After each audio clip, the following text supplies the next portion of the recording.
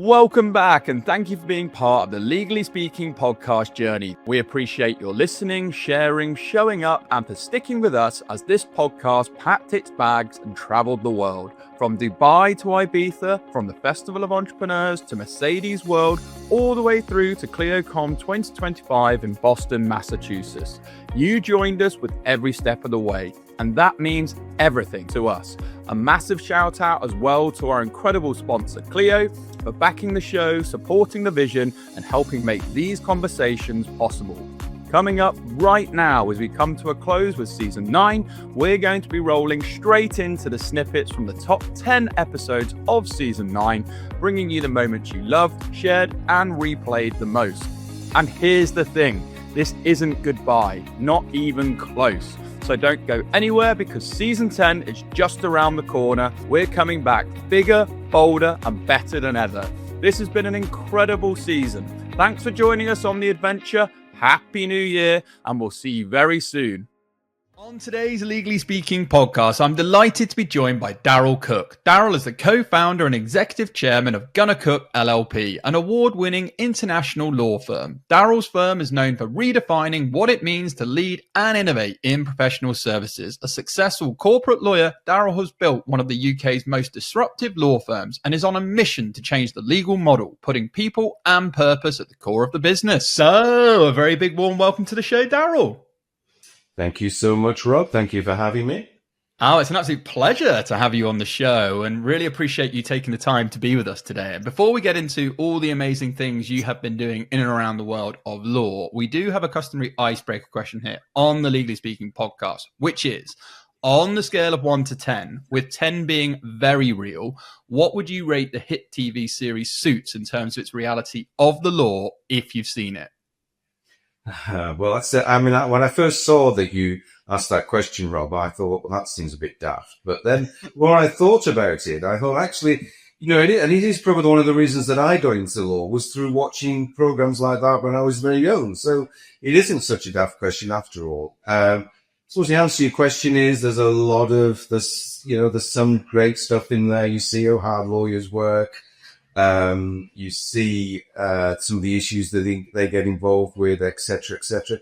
But the reality is it does glamorize it. It does make it a lot more glamorous than it actually is. So I'd probably have to say it's about a 5 or 6 out of 10, I'm afraid. No, it's a very justified answer, says the man who sat in the south of France with a beautiful backdrop at the moment. It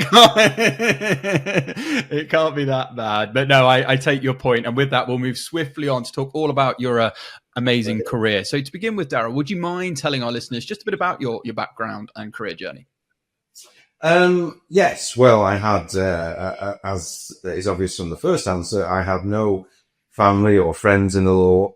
I'd love, Rob, to say I wanted to change the world and fight for injustice, but that just wouldn't be true. Though I think I did develop a strong sense of justice as time went by. But I realized the law was a good professional career.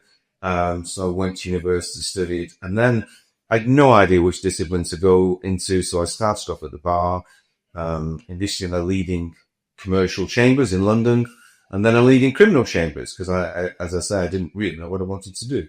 And actually it was very interesting that during that time I got an opportunity to play semi-professional football in Australia while also working in business.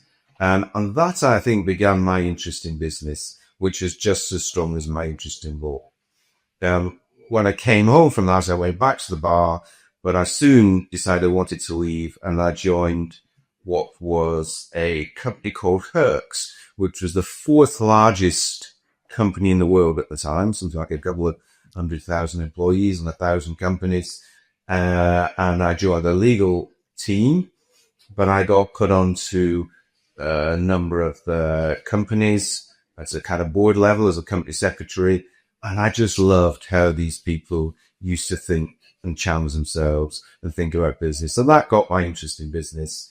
I think at the time they were trying to move me more into management, and I was reluctant because I still felt I had wanted to be a lawyer, and I moved back into private practice, and then my journey in private practice really started. Yeah, absolutely. And we're going to dive into that and obviously your entrepreneurial pursuits. But I just want to ask, semi-professional football in Australia, what was life like then? And did you ever have aspirations to go fully pro? I would loved it, but it was at the time, I'm really honest, when it's not like now, it was very, very different. And I remember my father used to say, you know, if you end up in professional football, you'll end up with a sports shop or a fish and chip shop at the end of it. And that didn't seem appealing. So, it did. Yeah, I loved it, but it didn't seem like a career at the time. No. So let's talk about what has been a very successful career in your entrepreneurial journey, which of course was setting up Gonna Cook. So you set that up, I believe, in 2010 to challenge the way professional services are delivered. So could you talk us through how you set up the firm and to where it is today? I think what was really interesting, actually, Rob, was I suspect I did move around through quite a few firms. I always thought that the grass was green and never probably quite understood what I thought was the real challenge or a problem with it. But I think the traditional law firm, as we all know, is built on the model of profits preparatory partner. I think it was the American law in 1985 that actually started that, and every top 50 law firm just kind of competes on that particular metric. And I realized probably, you know, that drives a certain, and that measuring you by the hour drives a certain mentality, particularly when you're a corporate lawyer, working very long, very, overnight quite often, can have a real toll on your family and your own lifestyle. And then I was on the board of a top 10 or so firm, and I do remember the discussion being on improving profits preparatory partner, because that was what the managing partner did. That was all they were really interested about. Yep. And they brought in a top 4 accountancy practice who can remember it to this day. They kind of stood up and said, well, if you get rid of 20 partners, your profits will go to here. And if you get rid of 40 partners, your profits will go to here. And I remember sitting there, and everybody just went with it. I remember sitting there thinking, but there's no discussion of service to clients. There's no discussion of business development. There's no discussion of our people. It was just a very crass metric as to how we can increase our profit per partner. So I think I became pretty disillusioned at that point. But I had no idea what to do, Rob. And I went around talking to lots of people and asking them, you know, I remember asking lots of chief executives, you know, what would you do? You set up your own law firm, and there was very little answers. There wasn't very much coming back. I think it's like Henry Ford said, you would ask the customer, would it just have faster horses? So it took quite a long while for me to really latch on to kind of this particular model. I think what really happened at the time, actually, was my father. I think actually what was happening, started to happen, was I realized that the barristers' chambers and how they operate had something that was a little bit different. And that's when I started to focus on that. But I remember talking to my father, whose nickname was Governor, and he was in a hospice at the time with cancer. He said, I remember him saying to me, because I was getting very disillusioned, and he said, well, you've either got to leave completely and do something else, or you've got to change it. And I didn't know what else to do, so I thought I would have to change it. And then my thought process started to change. What is it the barrister chambers do, and why can't we do it in private practice? I love that. And it's just the entrepreneur in you, you know, because so many people can identify problems and run away from them, or, you know, find a problem or find an opportunity and lean into it. And you've absolutely lent into it. And I was going to ask you actually where the name Gonna Cook comes from. You kind of answered that in the previous question. So thanks for that. But entrepreneurship also isn't easy. And, you know, we always welcome people to share as vulnerably as they like in terms of challenges you faced whilst building your businesses. So maybe could you share one or two that have really been challenging moments for you, and how you've been able to overcome them to the huge success that Gonna Cook, as we all know it, is today? Yeah, it is a good question, because I think at the time once I started to develop the vision, I got incredibly excited by it and what could be achieved. And I developed myself 10 years forward and see what it would look like. But of course, no one's with you at that point. And I do remember having a discussion with a journalist in a hotel, and I thought she was going to write this amazing story about how we were going to change the world, etc. And she wrote this story which really didn't like. It was all about a virtual law firm, and I really didn't understand the concept of the virtual law firm. And that was the kind of phrasing that we used to get used. And I thought it was really damaging, I think, at that time. So it became a challenging moment, because I suddenly realized actually I had to convince not just people joining us, but I had to convince the world as well that there was a role for someone like us. And so we came away, I retracted from doing any sort of things with journalists, etc., and just really focused really hard on what we were trying to achieve. And it was all about, I used to have in my head, well, once we get 10 partners in, then we've got a bit of a momentum. Then we'll get 25 partners in, and then we'll get 50 partners in. But all the time I was working on how we would build the practice by attracting people into the business. Becca Hawley is a specialist medical negligence solicitor at a national law firm. She has experience in complex serious injury matters, including brain, birth, psychiatric, and fatal injuries. Becca utilizes her LinkedIn platform to educate others on advocating for yourself, wellness, and improving patient safety. She is passionate about professional empowerment and personal development. Becca was awarded Solicitor of the Year 2025 at the Birmingham Law Society Awards. So, a very big warm welcome to the show, Becca. Hi, Rob. Thanks for the introduction. I'm really excited to be here. Oh, it's an absolute pleasure to have you on the Legally Speaking podcast. Finally, on the scale of 1 to 10, 10 being very real, what would you rate the hit TV series Suits in terms of its reality of the law if you've seen it on the scale of 1 to 10? Oh, probably 1 or 0. A very convincing 1 or 0. And with that, we'll ask no more questions and move swiftly on to talk all about you. So to begin with, Becca, would you mind telling our listeners a bit about your background and career journey? Sure. I studied law with criminology at university, at the University of Birmingham.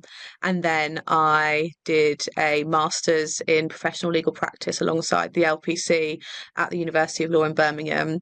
And that's when I started to have a little think about what sort of areas of law I'd be interested in, and mainly what would want to make me wake up in the morning and feel excited about my job. And that's when I started learning more about medical negligence and how you can use law to help change people's lives and improve them. And I was looking at different firms, and the national law firm that I did my training contract at was, it had opportunities to do corporate and commercial and real estate, but also medical negligence as well.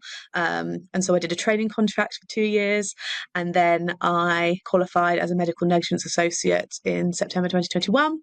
And I've been on quite an exciting journey as a young professional since then, up to winning Solicitor of the Year this year in February, which is really exciting.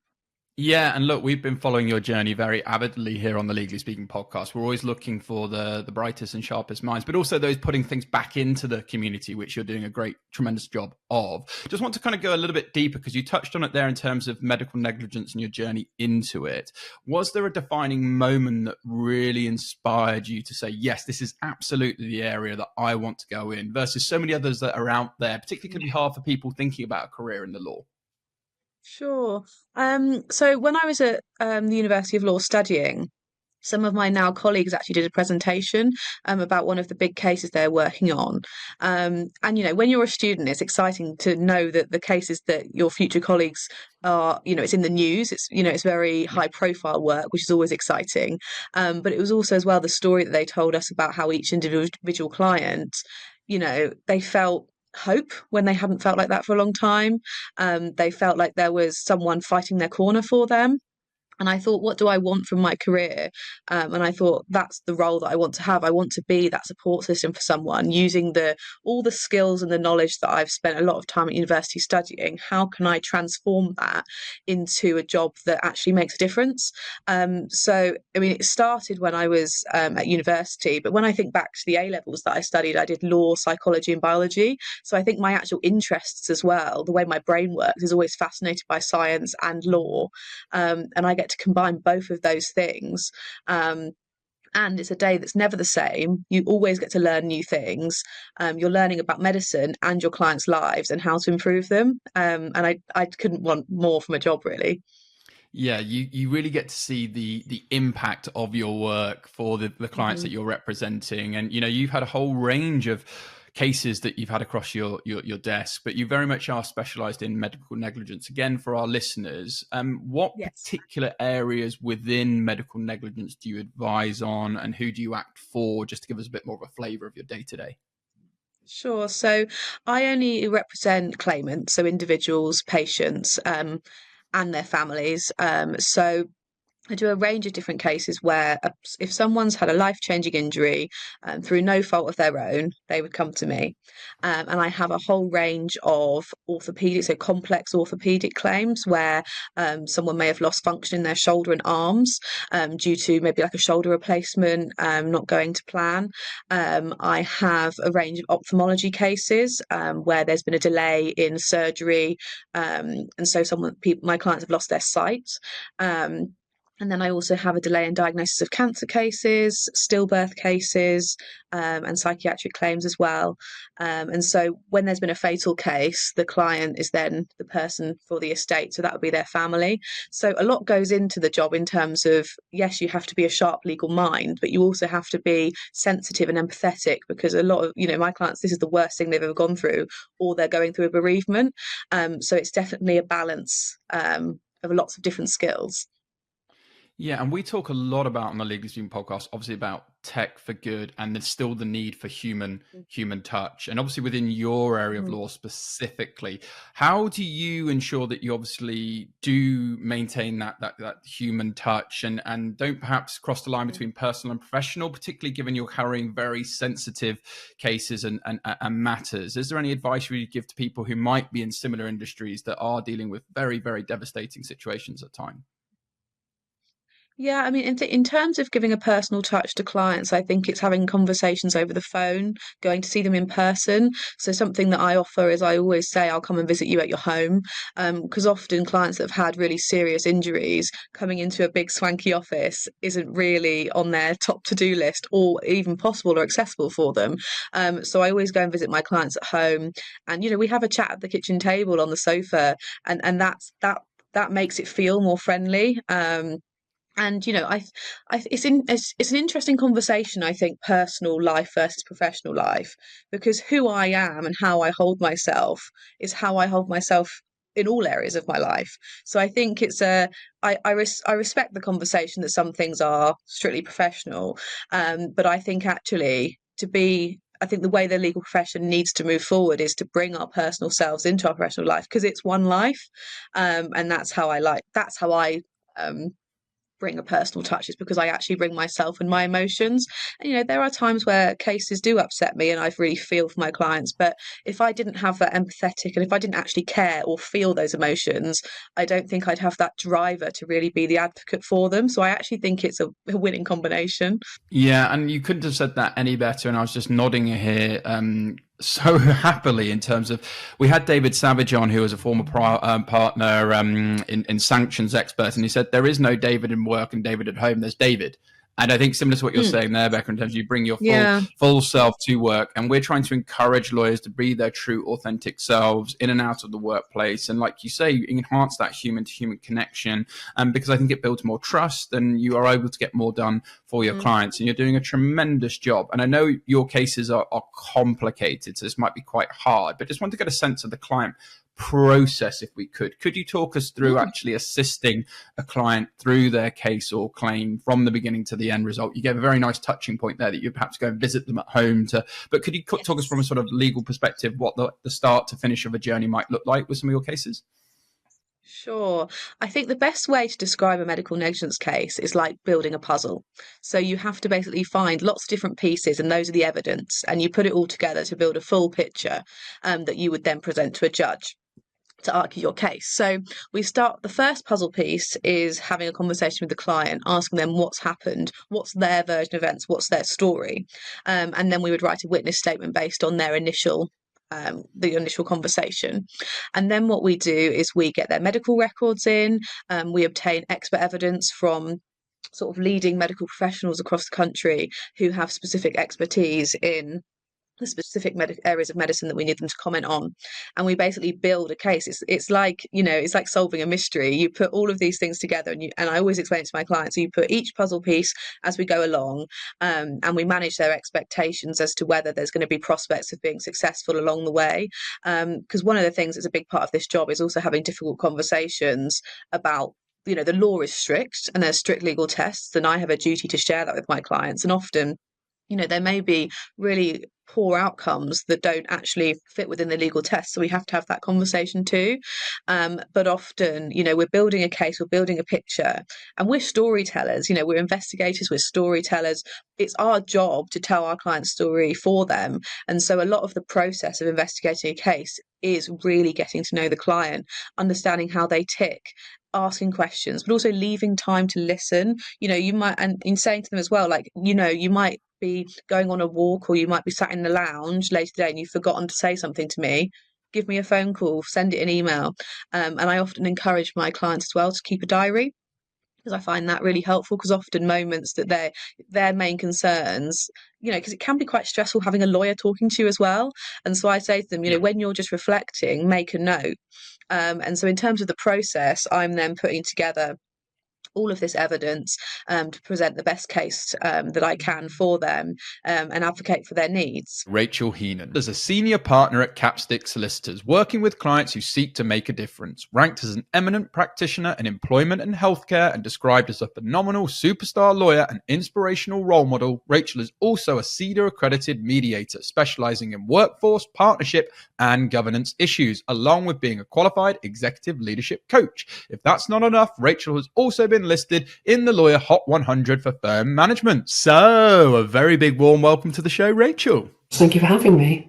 Oh, it's an absolute pleasure to have you on the Legally Speaking podcast. And before we dive into all your amazing experiences and things you're getting up to in and around the legal community, we do have a burning icebreaker question here on the Legally Speaking podcast, which we've done since day one, which is on the scale of 1 to 10, 10 being very real. What would you rate the hit TV series Suits in terms of its reality of the law, if you've seen it, on the scale of 1 to 10?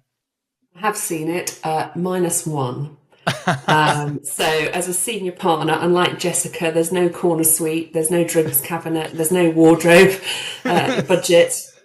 But it did make me reflect, actually, on all the TV programs, the legal ones that I've watched over the years, and the ones that initially caught my attention as a sort of 10, 11-year-old, your Rumpols of your Bailey, your Kavanagh QCs, through to your LA Law, your Ally McBeal, and then the more gritty ones, sort of This Life. And I think the most realistic one is Silk.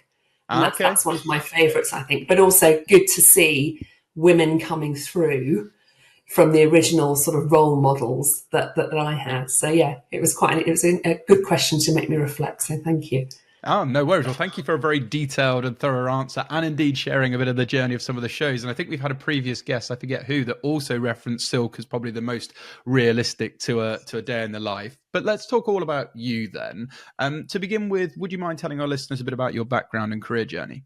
Sure. So I was born in Liverpool, travelled around quite a lot as a kid. First in my family to go to university. My cousins still think I'm the strange one. My dad was a prison officer, prison governor, and so was sort of involved in the sort of criminal justice system, very much into sort of rehabilitation. And he always wanted to be a barrister, but he had to leave school when he was 14 because they didn't have enough money.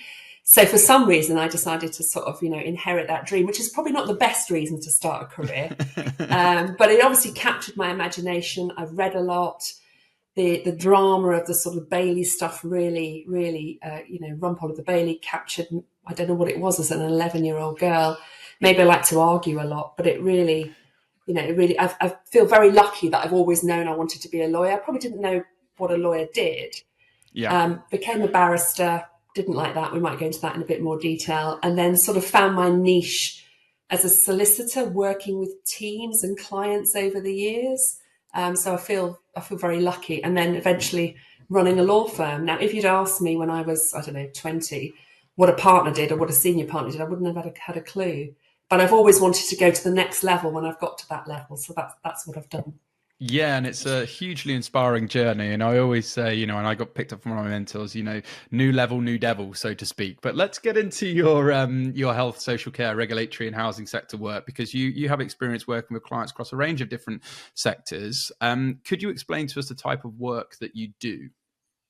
Yeah, so I still practice. About 20% of my work is still employment as an employment lawyer, act for employers in the public sector. So lots of high profile cases, lots of politicians quite often involved, which makes it hard to talk about. So alongside the law, all the employment issues. There's the politics, there's the governance, there's the regulatory, there's the court of public opinion. And most of the public sector organisations are big employers. So for an employment lawyer, that's great work. Yeah, no, absolutely. So I guess you're dealing with different clients across these different sectors. How do you tailor your approach, if at all, to each industry, particularly if you're advising on, like you say, employment in a certain area or governance in a certain area, business strategy in a different area? What are some of your key top tips? Some of it's about outcome, isn't it? Don't let the law get in the way. Some of it's about understanding the client's position. And all those sort of factors that I mentioned. It's quite difficult in the public sector to get stuff done. It's quite difficult to sort of navigate your way through employment law. And we only work with clients at Capsticks who make a difference in the community. So trying to, our clients very often get a bad press, but they actually quite often try to do the right thing by their staff. So that's very rewarding. But look for the outcome, like in any business, not just law. And don't give them just the law. Try and work with the client to help them further. Yeah, no, I love that sort of relationship piece and really connecting with them, going above and beyond just beyond the law. Let's talk about some of the memorable cases, if you can share. Is there one that you've worked on that sort of encapsulates your practice areas nicely? It's really difficult to talk about it. The one I do remember, though, is my first day as a pupil barrister, which is not a bad start. And when I say pupil barrister, I carried the bags and I did the photocopying. But I was in the Court of Appeal with my pupil master, who was acting on behalf of some brilliant men and women who'd been kicked out of the army for being gay. Right. And at that time, if you were gay in the military, you got a dishonourable discharge. And that case went all the way to the European Court of Human Rights and was found to be a breach of their human rights. So that's the one case that sort of stuck with me, following the themes, that sort of high profile point of principle and sort of trying to do the right thing. So I felt very lucky that was my first day, sort of surrounded by all these clever barristers and thinking, gosh, what am I doing here? I better take a note, that was my memory. Yeah, but what great advice in that, though, when you're surrounding by other people, particularly when you start your journey, be a sponge, be curious, open up to learning. And, what, like you say, so early on, one of the most memorable cases, given everything else that you've gone on to achieve and do. So let's go forward to the present then, senior partner of Capsticks, since I believe 2017. So what does a typical day look like for you? Talk us through it. I think it's whatever the firm needs. So that's what I like about it. It's completely different. So managing partner, I think most people know what the managing partner is. It's operational, making sure that the business delivers the operations. A lot of my work's in the background. So getting the right people in the right places, whether that's clients, whether that's teams, meet with clients. I've got a mediation practice, I chair our partnership meetings with our business owners. Quite a lot of coaching and mentoring with staff. I'm responsible for leading on the strategy. So there's quite a lot of work in terms of reviewing progress around that. And I also lead the firm's BD team. So making sure our customers, internal within Capsticks, get what they need to do their job. And so it's all about creating the right conditions for everyone to succeed. I always say that the job is, so it's quite hard to pin down. And I think every firm's senior partner does something different. And does it in their own way. And it also depends on your managing partner. And I've been really lucky to work with one of the best managing partners, and we complement each other in terms of our skill set. So it's a real team effort, I think. And I love that. And I always say collaboration is domination. Our listeners will be sick and tired of me saying that, but it's so true. and we is greater than me from the team perspective. Yeah. Not everyone makes senior partner. Let's be real about that. It's a huge feat, and kudos to you and everything you've achieved. What's one skill in your toolbox you think you've had throughout your career that may have evolved or may have developed over the years that's helped you reach the level that you have and is helping you operate as a successful senior partner? I think it's about people, because people are very self-centered, aren't they? I think it's about people thinking she can help me. So leadership, I think, is not about leading from the front. It's about going, come on, we can do this, and I'm going to give you the skills to do it. So I think people trust me.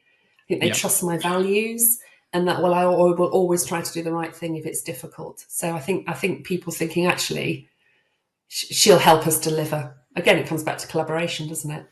Yeah, and again, I always say everyone's favorite radio station, WITFM, what's in it for me? And I think if you can really meet that person in terms of what's in it for them, and like you say, build that inherent trust, then you're going to take them on the journey a lot That's faster. all right to say what's in it for me. That's okay. We're just human, aren't we? Exactly. And success keeps coming on, because I believe, congratulations, you've been reappointed as senior partner for a further term for 4 more years. I think that starts around the 1st of May. So what plans do you have for that, if you can share?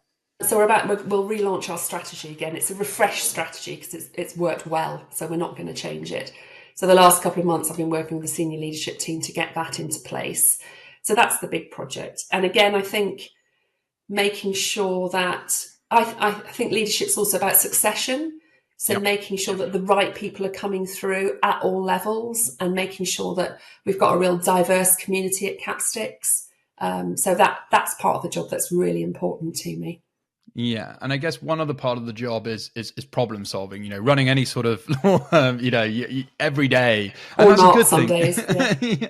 So I guess it comes with its challenges, doesn't it? With sort of senior responsibility. So what's been the biggest leadership challenge you faced as a senior partner, and how have you gone about overcoming it? I saw this question, I was like, oh. Is it leadership or is it life challenge? I think it's probably life, because how you turn up as a leader is really important. So I think there's 2 things, if I'm allowed to. One is, what's that Pink song? Don't Let Me Get Me.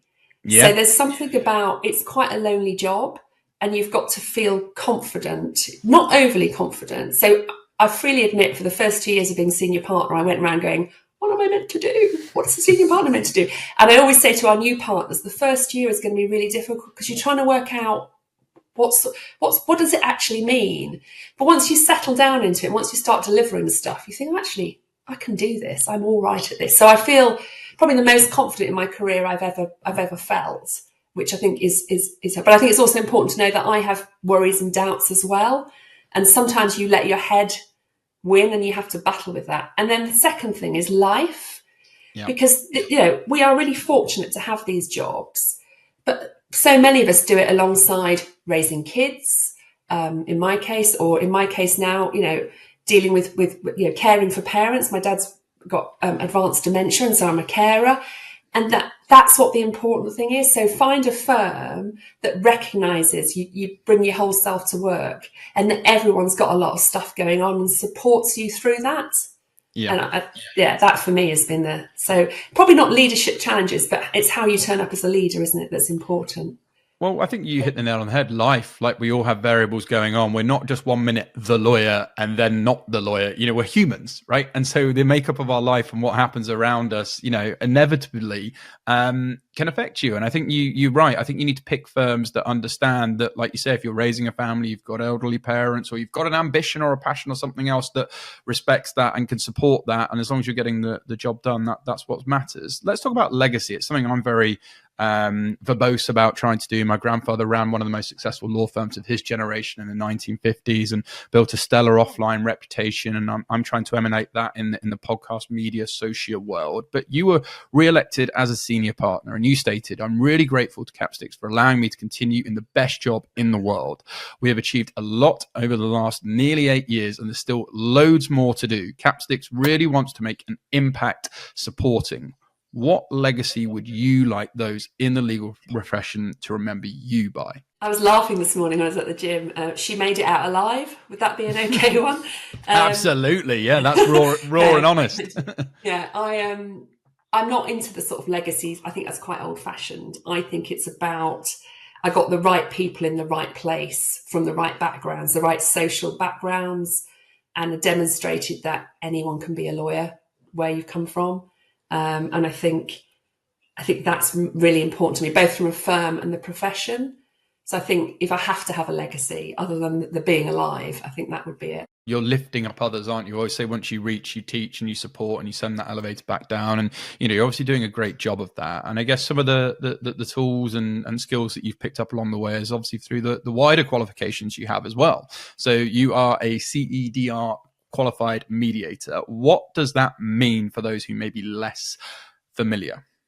The CEDR is one of the places you can get qualified, and it's probably one of the most challenging courses I've ever been on. But I'm also keen to learn, And you get there day one and you're surrounded by high court judges and KCs who are all panicking more than you. So it's a real leveler.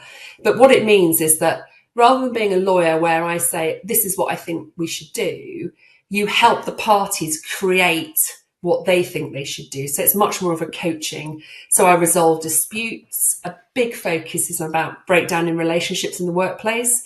So I get groups of people together and create something for how they can work together going forward rather than someone leaving. And that's probably a bit of the job I like the most at the moment. Just that sort of that magic of saying, okay, well, that's the past. How do you create something positive for the future? Yeah. And it's much better than going to litigation, she says as a litigator. Yeah, very true. Very true. So let's talk about mediation in a bit more detail then. What skills have you learned from that? And what do you think it takes to be a successful mediator? You have to learn to switch your brain from being a lawyer because you don't give an opinion. Actually, people want your approval, they want your opinion, but that's not the job of the mediator. You've got to be reflective. I think you've got to ask the difficult questions, but in a constructive way. So I had one recently where the two parties were at each other for an hour about, everyone's misdemeanors. And I thought, God, what am I going to do? And I just said, so why are you in business together? And that really changed the tone of the discussion. So you've got to ask those questions. You've got to observe what's really going on and what they're not really telling you. And I find that bit fascinating. You've got to be able to bang some heads together occasionally, and be creative.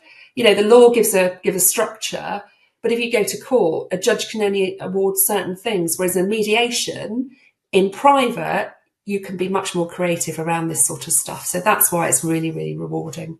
Oh, and you've got to be human and bring humour. So it's really important that people trust the mediator, that they will help them find a way through this really difficult situation.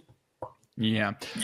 You've mentioned the word trust a few times. I'm just curious, what do you think it takes to build trust? And what do you look for when hiring, promoting people within the firm from that trust?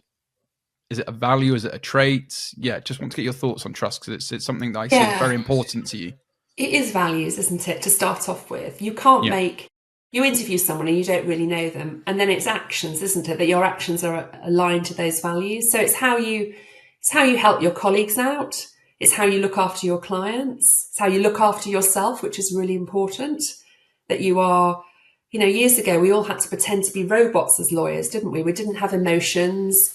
We all wore the same suits. And now, thanks to COVID, we can all dress differently and be ourselves. And thanks to people like you for getting that sort of personal brand out there. Yeah. So I think trust is, you have to earn it, but also you've got to trust the people that most people want to do a good job. And sometimes things get in the way that stop them doing that. And we've got to unlock that. So I think that for me, what it's about is what it's about. Yeah, no, really, really well said. And we absolutely support that. And obviously as a show, we're trying to build that community. We're trying to, bring amazing voices like yourself to the show that, are really leading, not just the law firms now, but of, like you say, you're getting them ready for the future, the next generation, supporting them, instilling new ways of working, new practices, because, the only constant in business is change, isn't it? And you have to evolve as a firm or as a senior leader. And it's really encouraging to see that you're proactive about that as well, rather than reactive. So let's talk a bit about the early stages, back to the early stages of your journey. Then you touched on before you started life as a barrister. So you qualified as a barrister before becoming a solicitor. What influenced your decision to go from barrister to solicitor?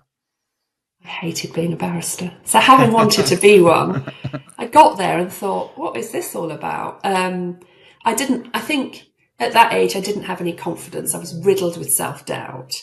Right. And I remember when I was leaving, a very famous female KC said to me, "Why are you going? You're really good." And I said, "Because I don't think I can do it." And she said, "Do you not think we all think like that?" And I thought, gosh, if someone had said that to me at the beginning, there may have been a different outcome. So I think that's why it's important to show that we're all human and we've all got the same fears and doubts. So became a solicitor actually with the law firm that was representing in the Court of Appeal, because that made that connection, and then realised that actually I really like people, I really like teams. I like the fact that some of my clients I've had for 28 years, some of those connections, and whereas a barrister, you're into one case and then you're on to the next one. You don't see the full story, do you? David Savage is a partner at HFW in London. With a wealth of experience in regulatory and white-collar crime matters, David advises on sanctions, fraud, corruption, money laundering, market manipulation, market abuse, and insider trading. David is a recognised leader in his field by Legal 500 and Chambers as a next-generation partner. So, a very big warm welcome to the show, David. Rob, it is lovely to be here. Thanks for having me. How you doing? I'm doing very well, and the pleasure is all ours to host you on the Legally Speaking podcast today. And before we get into what will be undoubtedly a fantastic show, we do have a customary question here on the Legally Speaking podcast, which is, on a scale of 1 to 10, 10 being very real, what would you rate the hit TV series Suits in terms of its reality of the law, if you've seen it? I have never seen Suits, and I purposefully try not to watch any legal shows because I always get very frustrated when I think that they're actually completely not linked to what the reality of a law firm is. So I'm going to give it a hot 5. I'm going to give it a 5 out of 10. There we go, diplomatic 5. And with that, we'll move swiftly on to talk all about you. So to begin with, David, do you mind telling our listeners a bit about your background and career journey? Absolutely. So I'm David. I was born in the 1980s to two parents in the Royal Air Force, and then spent quite a bit of time in my kind of youth moving around East Anglia with my mum. She did a law degree when I was about 10 years old, which probably had some impact on my career decisions down the line, which I think we'll maybe talk about later on. She met my dad when I was 10. They got married and my dad adopted me when I was 11 years old, which was pretty cool. And then they had another couple of kids, my brother and sister, who I'm incredibly close to. We moved to Scotland when I was 12, and I was this little camp boy in a Scottish school, which had its own challenges. But I managed to soldier on, joined the Air Cadets for a number of years, which was fantastic. Got to the rank of Sergeant. Sergeant Savage was my name, which I thought was perfect. And then when it came to figuring out what I wanted to do, I originally wanted to be a commercial airline pilot. And just as I was figuring out whether I wanted to go to university or to commercial pilot school, 9/11 happened, and I realised that I wouldn't be able to afford to put myself through commercial pilot training. So second choice, law, and I applied to a number of law degree universities, and Newcastle gave me an unconditional offer, which to my mind made my final year of high school much easier. So I took that one and had an absolutely stellar time at Newcastle reading law. A really fantastic city, both to figure out a bit more about who I was, and becoming more of an independent person and exploring my sexuality a bit more, but also just a really good law school too. And it was there that I kind of started thinking more seriously about a career in law. And in my second year, much like many students do, I applied for some vacation schemes. It was incredibly scattergun, the approach, but I was fortunate to get vacation schemes in London with Richards Butler, in Leeds with Walker Morris, and in Bristol with Burgess Salmon, because I wanted to see what kind of city I wanted to live in, having never lived in London itself. And I came down to London on the train to my first vacation scheme, and I was still 19 years old at the time. And I was just blown away with being in the city. It just felt so freeing. It felt so professional. And I did my 2 weeks at Richards Butler and absolutely loved it. Yeah. And then got my offer of a training contract just before my 20th birthday. So I was pretty young to get that kind of in the bag.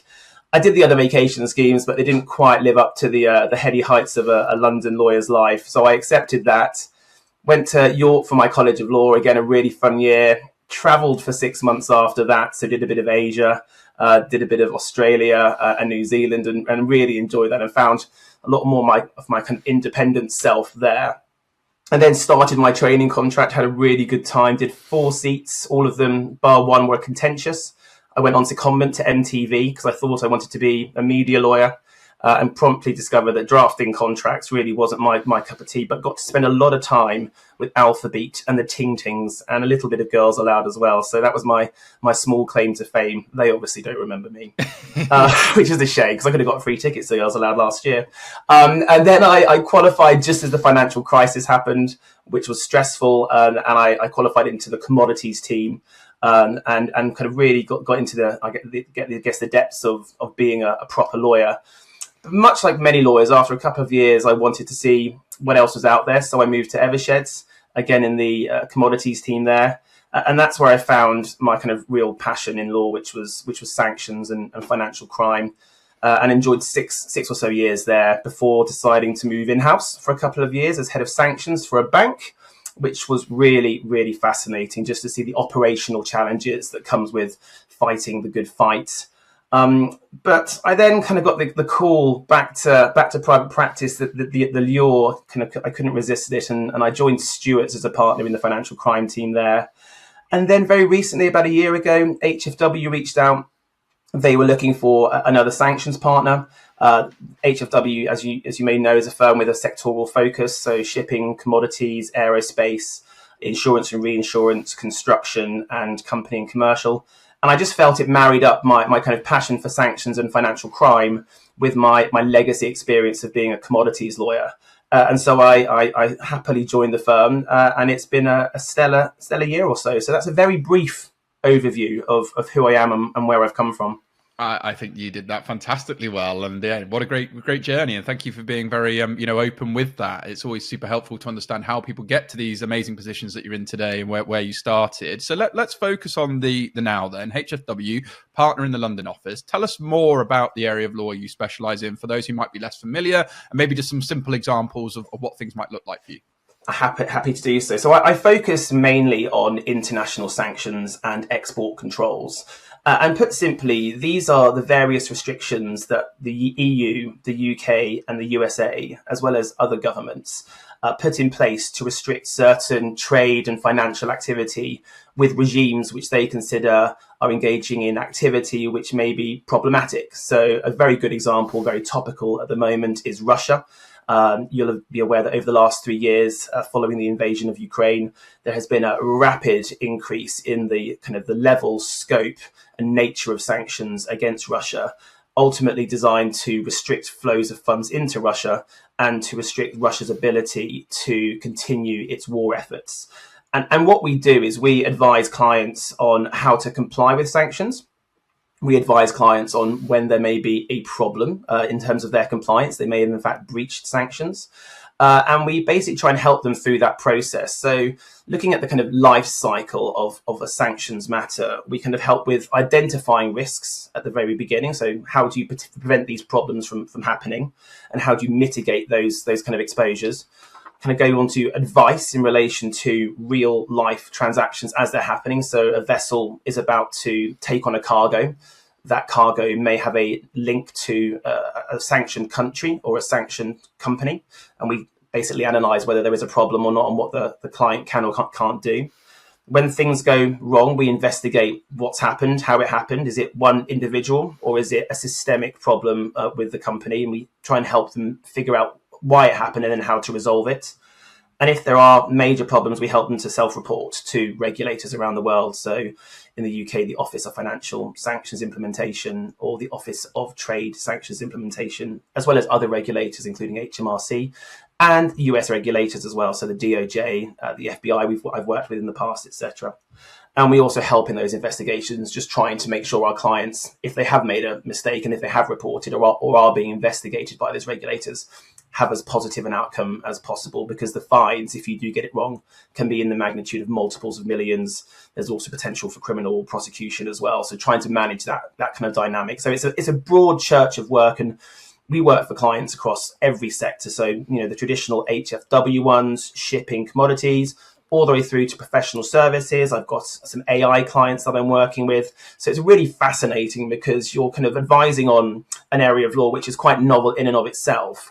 But then you're getting to approach all these different clients and getting to learn about their businesses, which I actually really, really love. So it's a really fun job. It's quite quite heated at the times. There's a lot of stress that's involved with it. But I think, for me, I kind of thrive in that. And it's very geopolitical, and I'm quite politically minded. So it's kind of just a joy to kind of help clients navigate these various international challenges. James Quarmby, the partner and head of private wealth at Stevenson Harwood in London. He created the private wealth team in 2014 and since then has grown the team to over 50 lawyers across 6 jurisdictions. Having been described as a fount of all knowledge and legend of the private wealth space by Chambers, James has extensive experience advising on UK and international taxation, pensions, trust, asset protection and HMRC disputes. He has also featured on BBC Breakfast, BBC News, Sky News, Bloomberg TV, LBC and Times Radio. So a very big warm welcome, James. Thanks, Rob. Good to see you. Yeah, it's a pleasure to have you on the show. And before we dive into all the great work you've been getting up to, we do have a customary icebreaker question here on the Legally Speaking podcast, which is on a scale of 1 to 10, 10 being very real, what would you rate the hit series Suits in terms of its reality of the law if you've seen it? Well, I have to admit, I have not seen an entire episode of Suits. I probably watched one bit of one episode and metaphorically threw a brick at the television. So if I could give it a 1. You can give it a 1, and I think you've justified your answer very clearly. And with that, we'll move swiftly on to talk all about. Yeah, we'll talk all about you. So, would you mind telling our listeners a bit about your background and career journey? So, my career journey is perhaps slightly irregular. Most people that I see coming in to the firm have had the traditional trajectory of school, university. Internships and traineeships. I didn't do any of that. Well, I did actually. I did go to school. Let me just get that out of the way. And I did go to.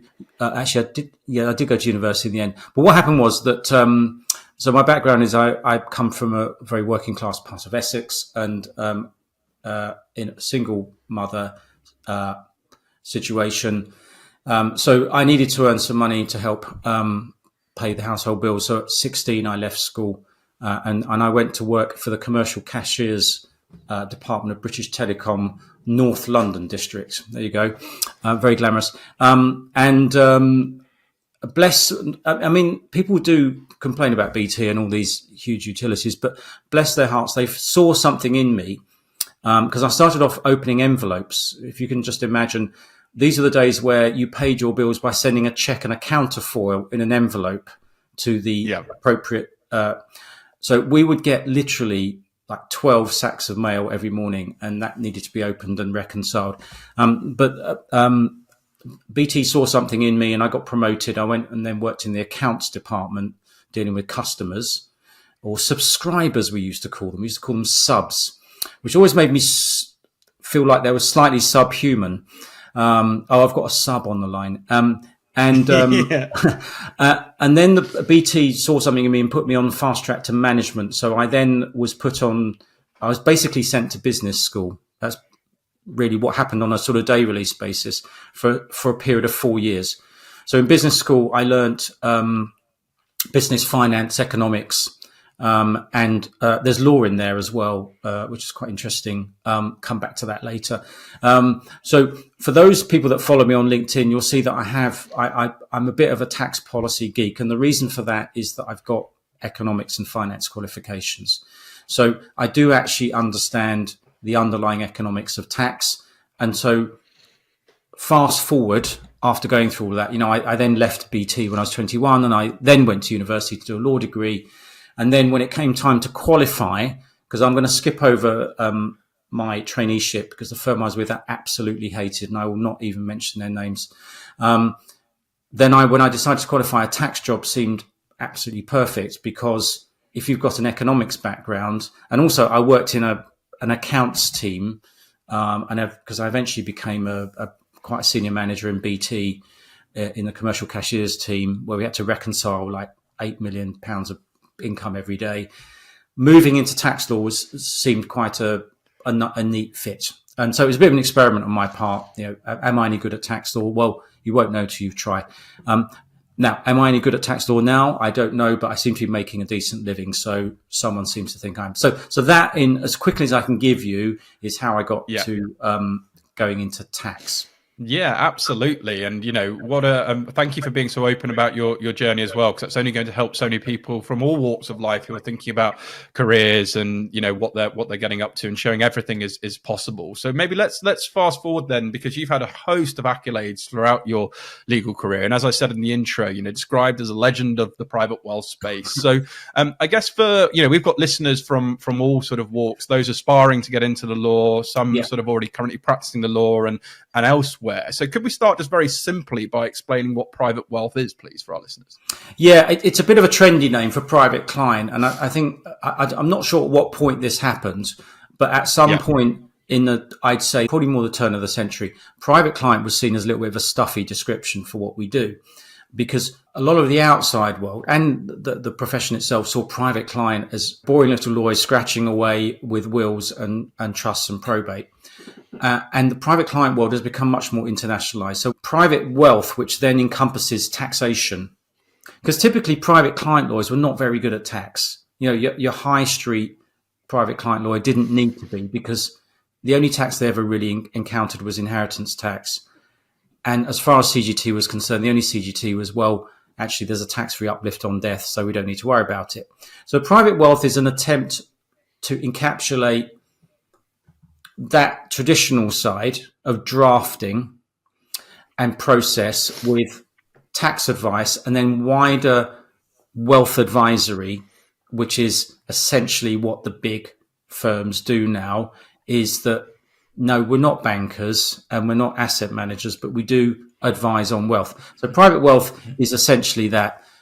Shorthand, when people talk to me in parties, I just say, look, I look after rich people. Yeah. Yeah, that's a simple way of putting it. That's the easiest way of describing it.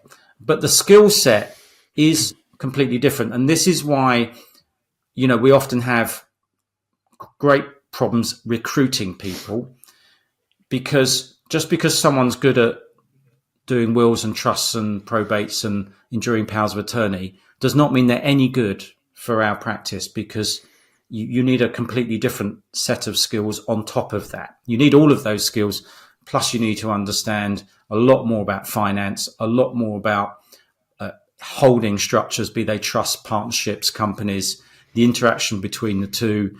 You need a lot of tax knowledge. So it's actually quite hard finding people. It's not boring, but I would say that if you're not very good at it or you're learning, it can be quite stressful. Yeah, and just obviously from owning my own legal recruiting business and knowing how certain other firms are structured, and getting that level of experience across the board to what would obviously be required to join a great firm like Stevenson Harwood. Fully appreciate what you're saying. Let's get more into your day-to-day then, because obviously you've risen quickly. A typical day as a partner for you and head of a private wealth practice, what sort of stuff do you get up to? What are some of your responsibilities?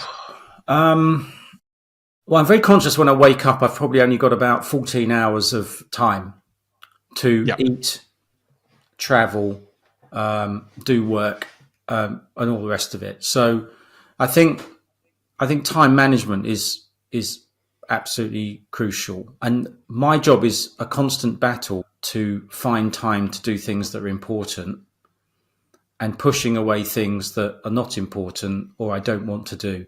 One of the lovely things about getting older and more important and being named as a legend of the private client space and all that is you can say no. And it's one of the best words in the English language.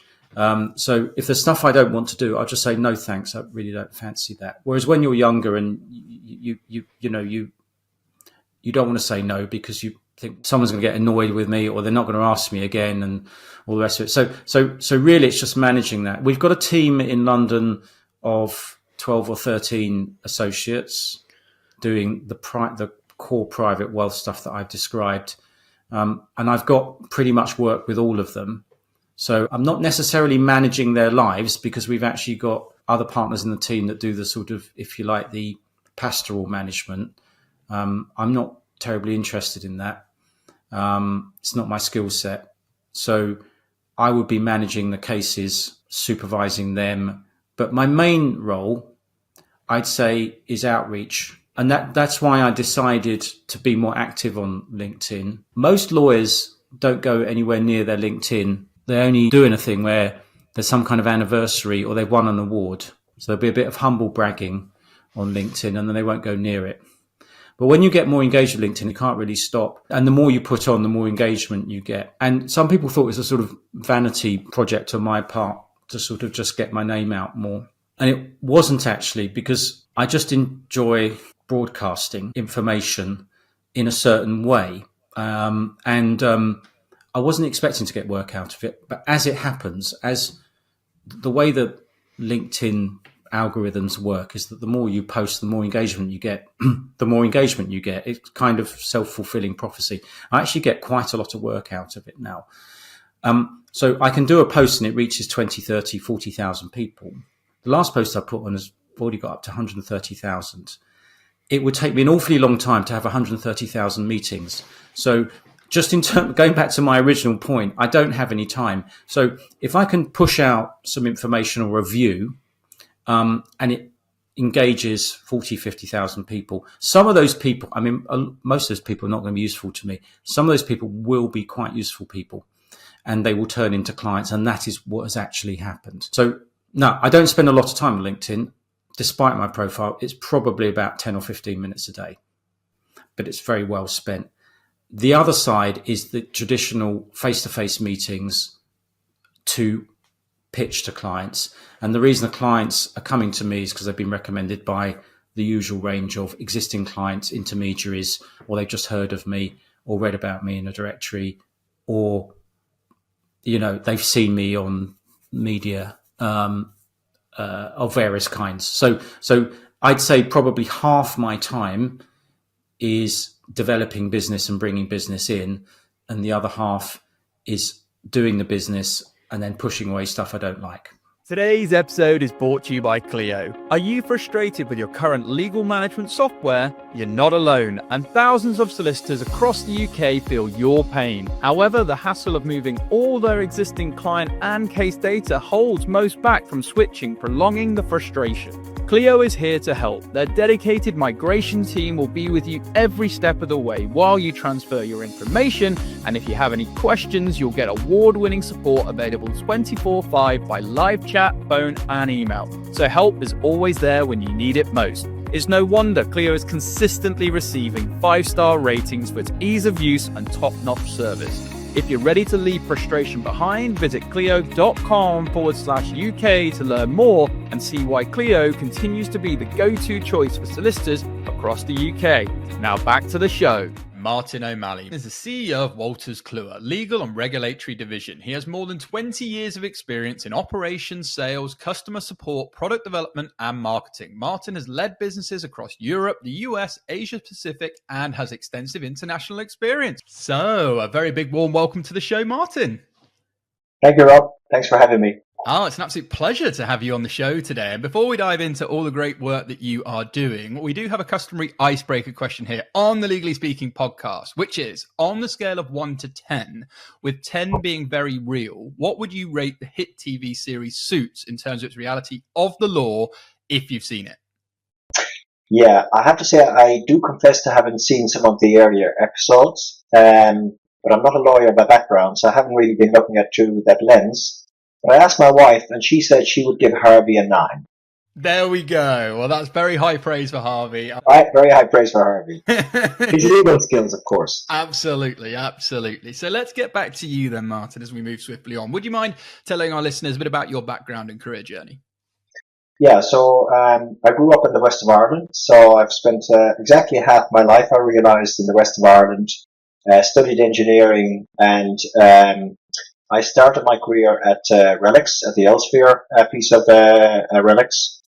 First in operations, but I've been very fortunate to kind of move through different functions in the company, so operations, product management, marketing and sales, through to unit leadership. And I started at that very interesting point, which was the whole print to digital migration. Seems like a long time ago. And in addition to the fact that I had multiple functions, I've also been very lucky that I started in Ireland, I worked in the UK, moved to Amsterdam, and from there I was sent to both Singapore and the US. So I've kind of that international exposure. I moved to Wolters Kluwer in 2017, and I started out as the MD for the Benelux for legal and regulatory.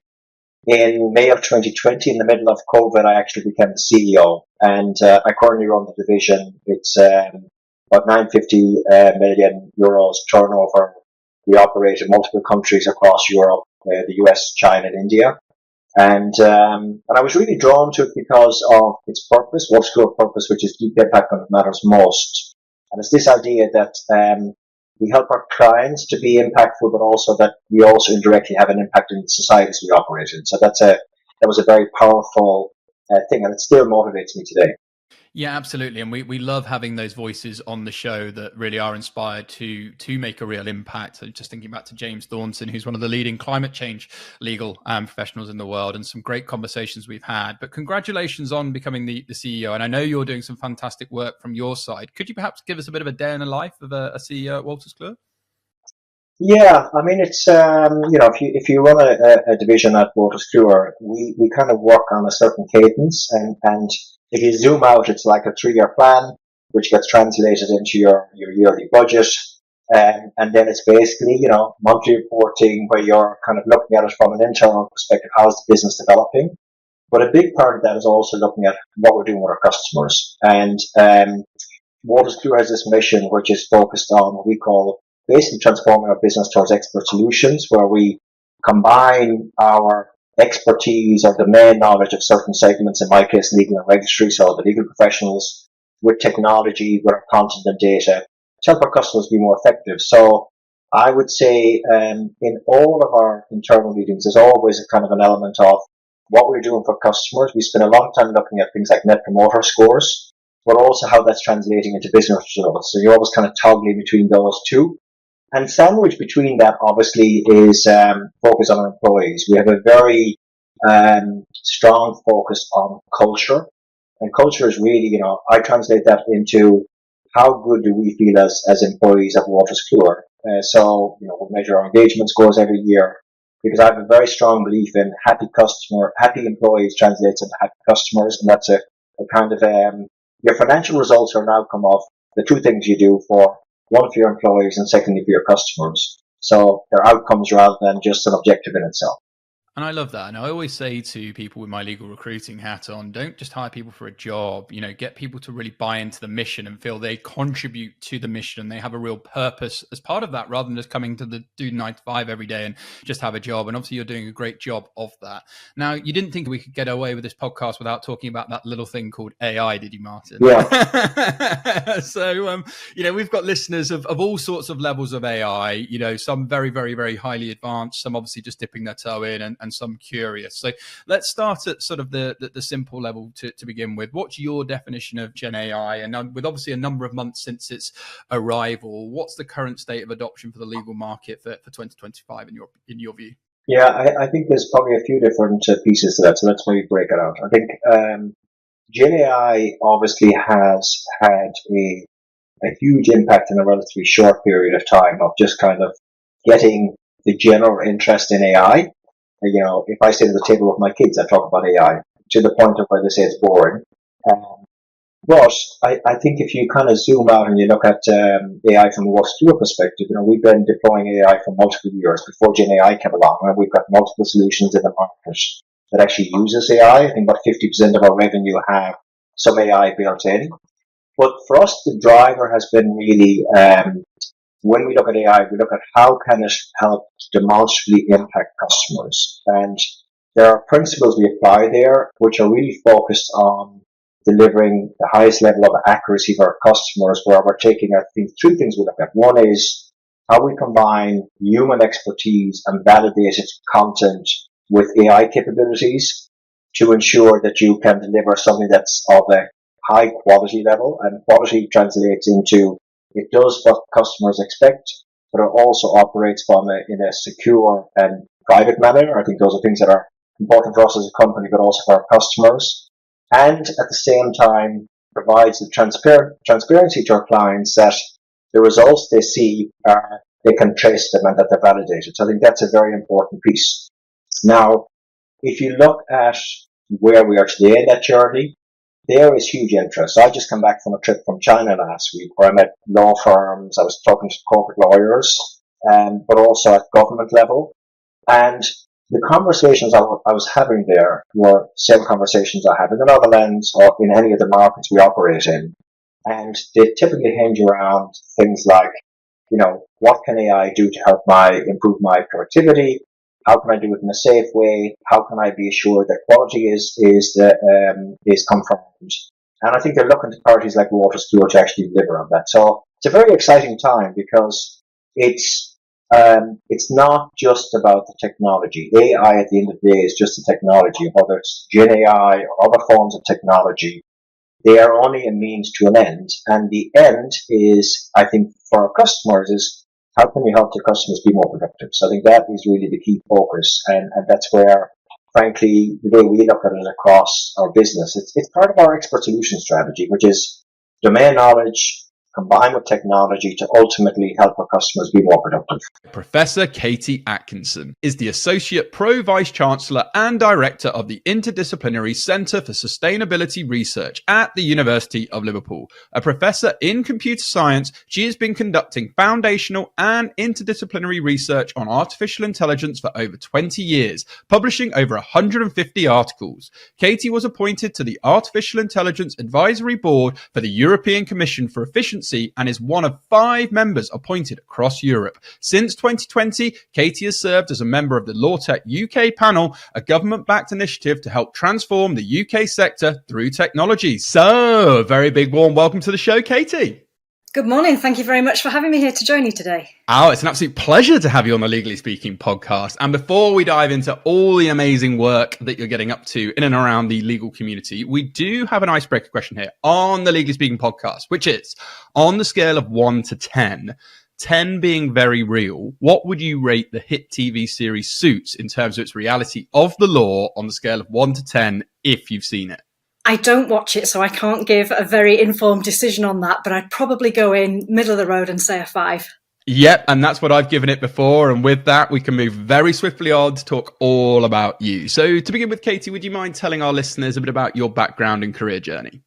Yes, I'm a professor of computer science at the University of Liverpool, and I conduct academic research on foundations of AI, but specifically AI for law.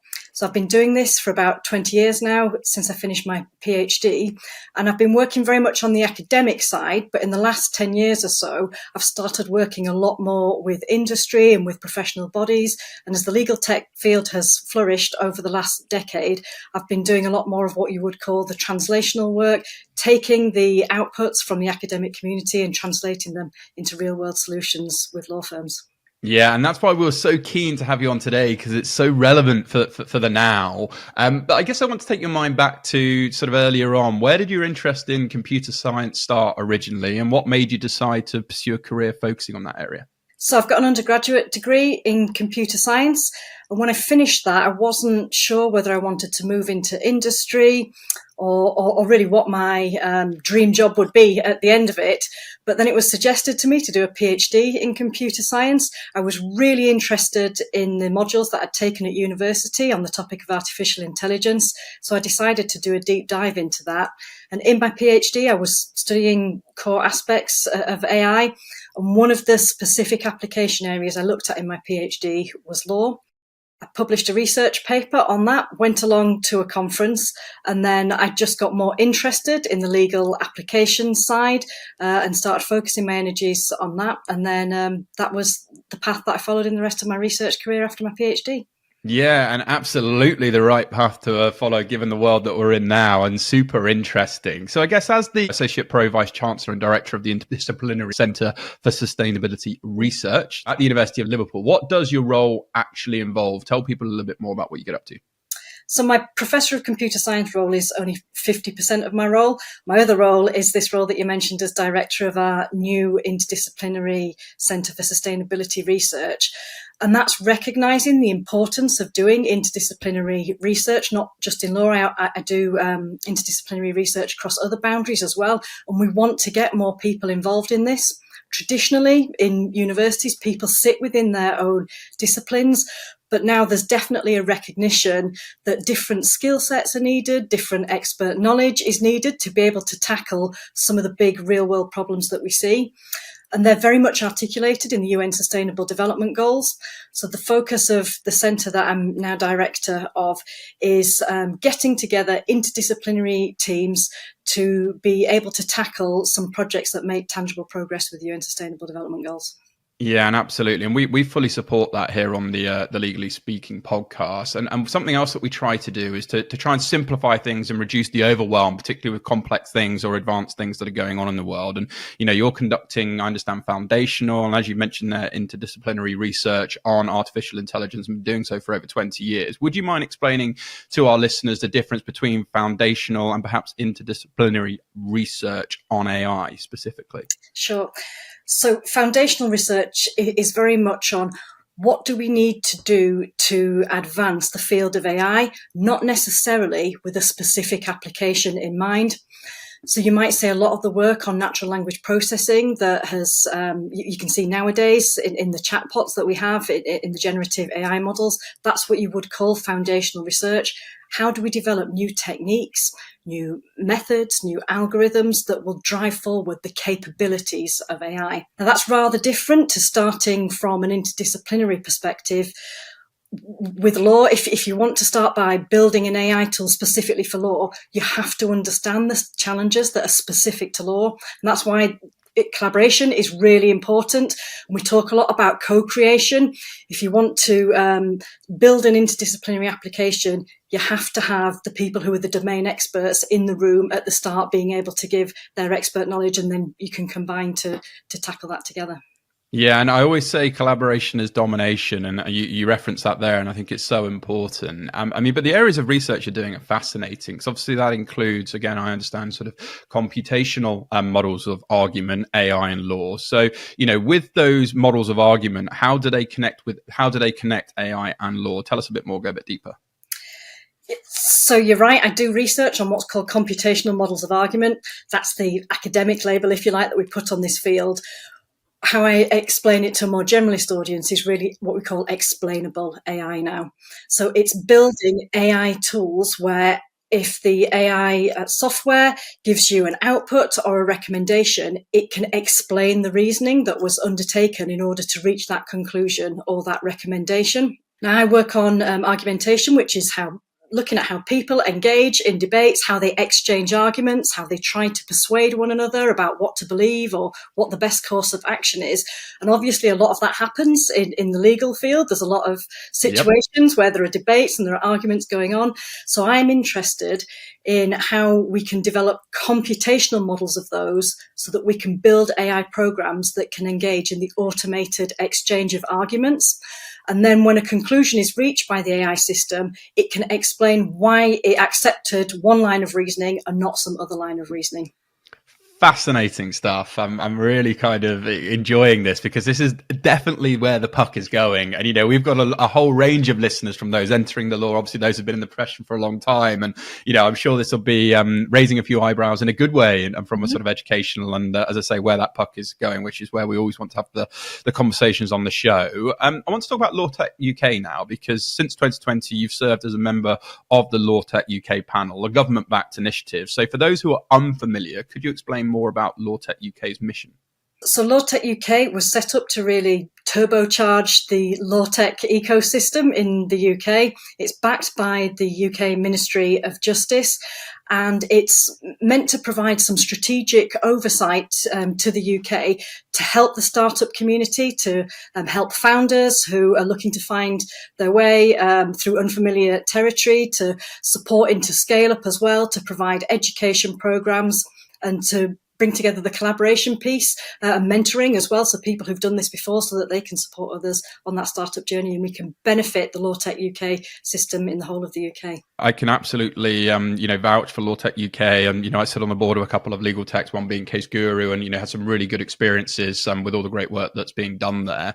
So from, again, I think it's April 2023, Law Tech UK has been managed by Codebase and Legal Geek on behalf of the Ministry of Justice, as you sort of briefly referenced. So as a member of the panel then, can you share some of the initiatives you're currently working on or excited to be working on?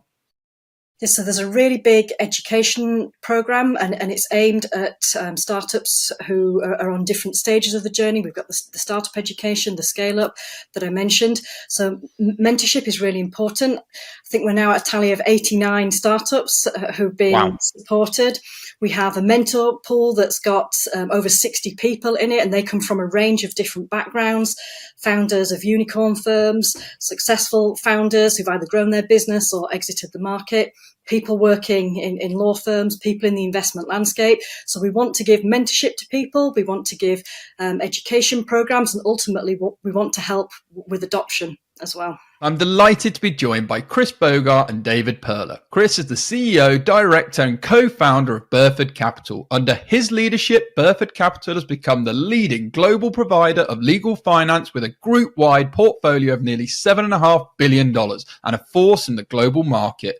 David is the vice chair at Burford Capital and oversees marketing, public policy, industry affairs, and public relations. An entrepreneur and legal industry leader, David was named a top 50 innovator of the last 50 years by the American Lawyer. So, a very big warm welcome to the show, Chris and David. Thank you, Rob. Thanks, Rob. Great to be here. It's an absolute pleasure to have you both on the show today. But before we get into all the amazing work and experiences you've both had over the years, we do have a customary icebreaker question here on the Legally Speaking podcast, which is, on the scale of 1 to 10, 10 being very real, what would you rate the hit TV series Suits in terms of its reality of the law, if you've seen it? Coming to you first, Chris. So I haven't seen it, but from what I understand, the rating should be something like a 2. Mostly because I gather everything wraps up in the space of one single episode, which, it would be lovely if law worked like that, but it doesn't. I think that's very fair, but before saying more, I'll come to you, David, for your response. So I'll give it a 3, and here's why. I'll just add one extra. So 3 reasons it gets a 3. Number one, they are zealous advocates for their clients, so they get 1 point for that. Number 2, the way the associates and partners interact and play off each other is somewhat realistic, if caustic. But the reason they get a 3 is there is no shortage of colorful characters in great law firms around the world, and Suits gets that part right. So they get an extra point for the colorful characters. The rest is tremendously entertaining fiction, as Chris said. I think that's one of the best detailed answers per point. So I think you win that accolade, David. But let's get into it more seriously. Chris, would you mind telling us a bit about your background and career journey, and then David? Sure. Very briefly, I was a banker for a couple of years before law school. I went to law school. I had a pretty traditional early legal career. I clerked for, I'm Canadian, and so I clerked for the Canadian court, the chief judge of the Ontario Appellate Court after law school. And then I went and became an associate at one of the big New York firms, Cravath, Swaine and Moore. Where it became less typical after that is that I was fortunate at Cravath to have a really active litigation practice. Unlike lots of big firm associate journeys, I got to do real on my feet litigation from a very, very early stage. And so I developed quite a trial practice. And I had some big clients, even as an associate, one of which was Time Warner, the no longer giant entertainment and media firm. And they asked me, just before I was going to be a partner, they asked me instead to leave Cravath and come and be their general counsel. So I did that. That was an extraordinary opportunity at a young age. I did that. I then, inside Time Warner, pivoted after a while to a business job and ran the advanced technology business. And then I branched out on my own and ran a technology media venture capital business. The litigation finance thing that we do now came about sort of as an accident. And we can talk a little bit more about how that came to be. But I've been now running Burford for the last 15 or 16 years. Yeah, and what a phenomenal journey. And thanks for sharing that. And David, would love to come to you to learn more about your background. Sure. So mine started off like Chris's, traditional. I was a corporate lawyer at a large firm in New York City. But I also had a lot of emerging technology clients. It was the 1990s, mid to late 1990s. in what we call Internet 1.0. And I was then hired to go in-house at the parent company of Monster.com, which was a very fast-growing internet company, and ended up as their head of legal and business affairs, relocating from New York to Boston. So that was 10 years. As part of that journey, somewhat like Chris's, you meet people along the way and they influence you. I met a tremendous number of entrepreneurs whose companies we bought, who encouraged me to start a company, to do something entrepreneurial. And in '04, together with my best friend from law school, we started a business in India to provide English language legal work for large companies like the legal departments we'd run. And we grew that, ultimately selling it to Thomson Reuters, growing it to about 1,000 people before we left in 2012. So that was an 8-year journey. I thought I would be an entrepreneur, and then was recruited to become president of Bloomberg Law. Did that through the end of 2016. Again, thought I would be an entrepreneur, and then I got a call and was introduced to Chris. We had lunch twice, and that was 7+ years ago. And Chris persuaded me that I really wanted to be at Burford, which I did. And litigation, this was really my first stint since law school, really knee deep in litigation, which, I think what we do is a terrific value, and we think it's innovative and entrepreneurial, and that appealed to me. But also I'd had the large company experience from Thomson Reuters and from Bloomberg, so it was a nice fit. Yeah, absolutely. So was it the conversation, or was it just a really nice lunch that sealed the deal? It was both. If you know Chris, it was the red wine most likely. But yeah, good stuff. Well, let's get into a sort of typical day. Chris, coming back to you, what does your role involve, and what does a typical day look like? And then back to you, David, afterwards. So I don't have very many typical days because I have a great job, and my job has several different components to it.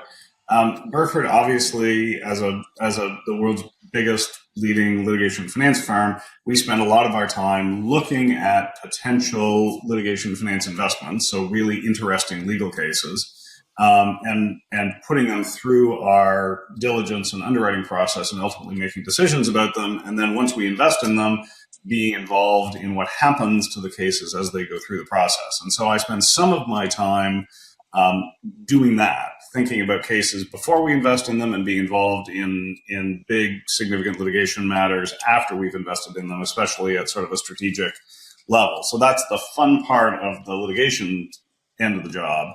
I also spend a fair bit of my time just running the business and also doing the public-facing side of it. So I spend a fair bit of my time meeting with investors, talking to potential investors, and doing the other things that come with having a multi-billion-dollar public company around you. So, on any given day or week, the mix of those things will be different, but those are the key components of it. Yeah, no, super interesting. And David, would love to come to you for what a typical day, or no typical day, perhaps, from your side as well. yeah. Like Chris, typical is different every day. My role has progressed over the 7 years at Burford, which is part of the joy of a place like Burford. Is if you're with us for any amount of time, your role will expand and change in interesting and fascinating ways. Most recently, I became vice chair in the early fall, which my day job, as it were, is to oversee our public facing activities. So marketing, public relations, policy, and industry relations. So it might involve a podcast, it might involve reviewing materials, or working on incredibly important global policy issues. So like everyone at Burford, the role is global in nature. We're all over the world. But in different variations, I worked on the front end of the business, underwriting, origination, worked on the operation, technology. I spent a lot of time, because of my background, also working on things like innovation, artificial intelligence, things we might do as the industry and technology evolves. Yeah, and evolves at a pace. And one thing I'm getting loud and clear, and why I was so excited for today, is the passion I can hear from both yourself and Chris, what you do. So I guess, Chris, coming back to you, what motivates you in the work that you do?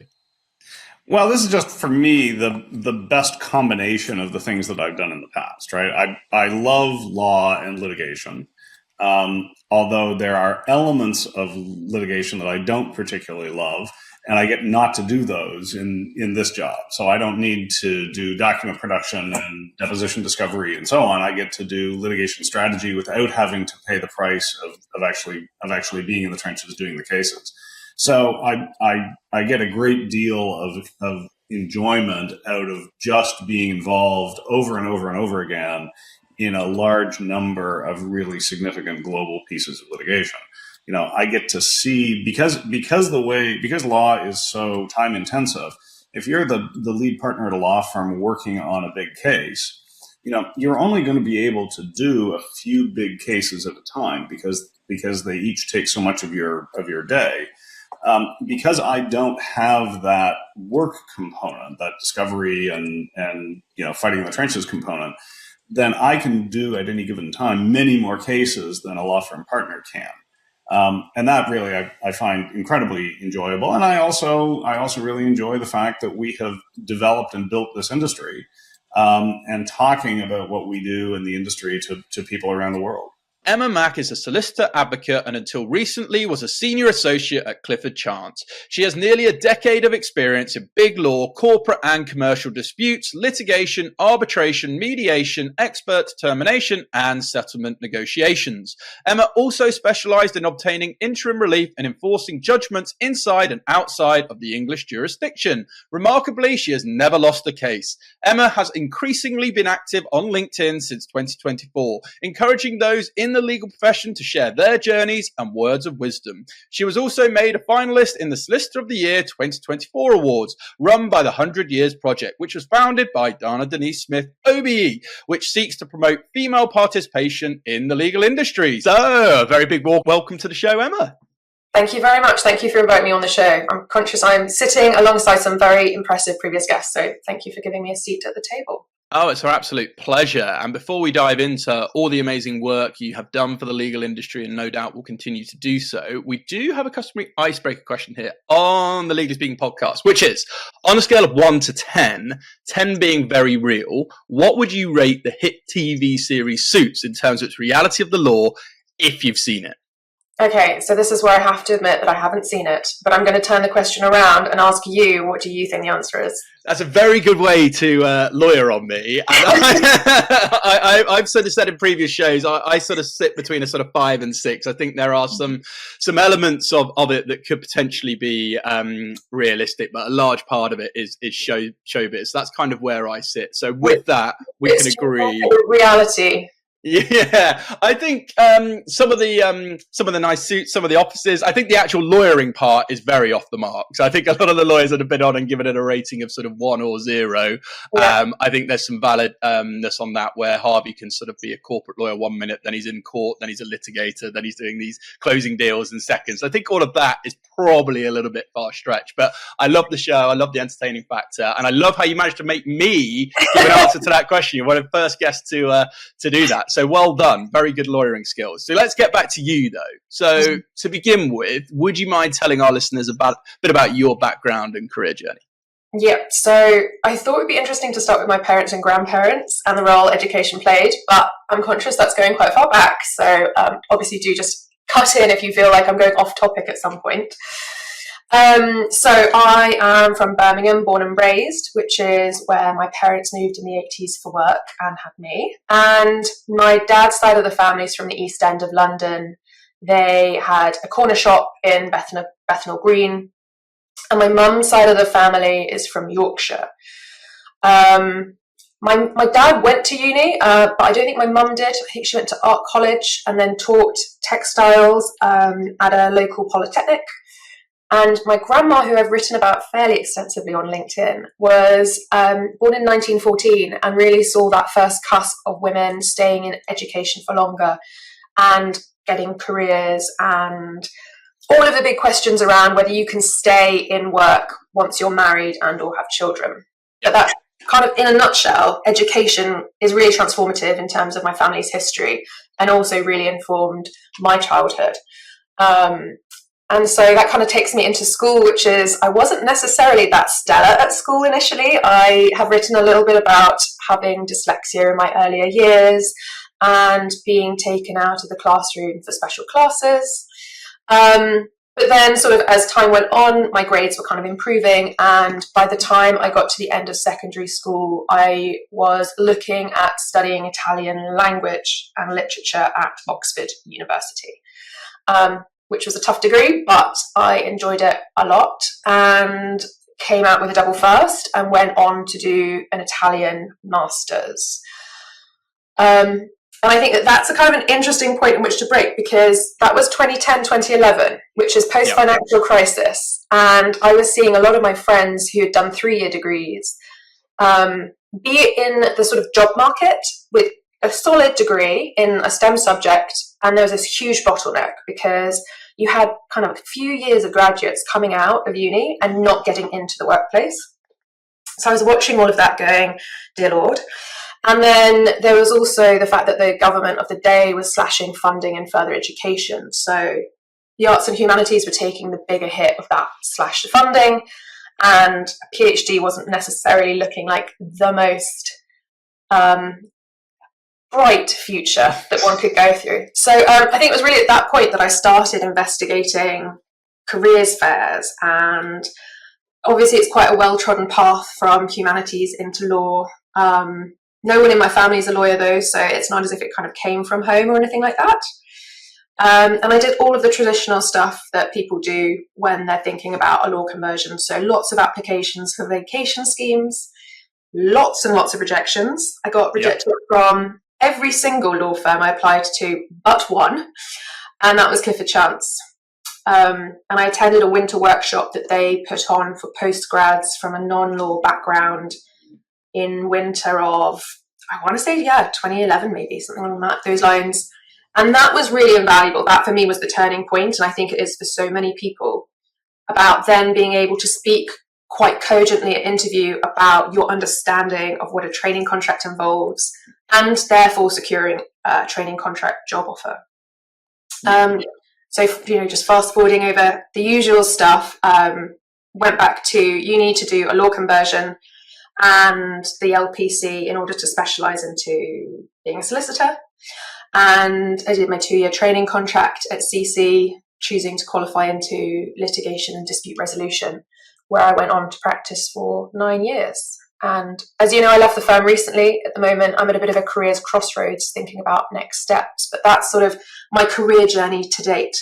Yeah, and thank you for sharing that. And I'm a big advocate, actually, for, starting at the beginning. I talk a lot about my late grandfather who ran his own law firm, and that was an inspiration for why I wanted to kind of continue doing work in this space and leave a legacy in legal. And I love that you talk about your grandma and you write about her and that sort of inspiration, and then some of those family values. And a fellow Midlandser, I'm a Leicester man, so Birmingham, Leicester, not a million miles away. But you had a fantastic, time, and you did some great work at CC. You mentioned there, obviously, specialising in cross-commercial disputes, litigation, arbitration, mediation, a whole host of different pieces of work.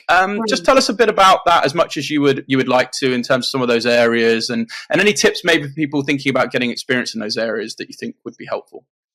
Yeah, so I'd say my client base was principally corporates or individuals within corporate organisations.